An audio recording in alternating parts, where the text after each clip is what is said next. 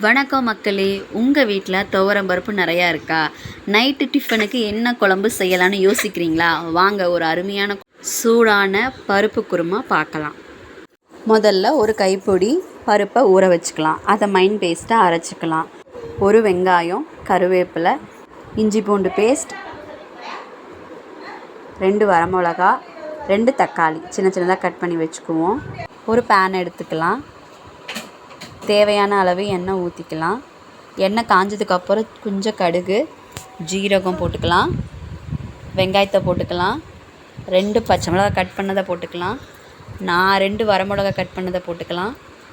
கருவேப்பிலை போட்டுக்கலாம். நல்லா வதக்கி விட்டுக்கலாம். வதக்கி விட்டதுக்கப்புறம் கொஞ்சம் இஞ்சி பூண்டு பேஸ்ட் போட்டுக்கலாம். அதையும் நல்லா வதக்கி விட்டதுக்கப்புறம் நம்ம கட் பண்ணி வச்சுருக்கிற தக்காளி எடுத்து போட்டுக்கலாம்.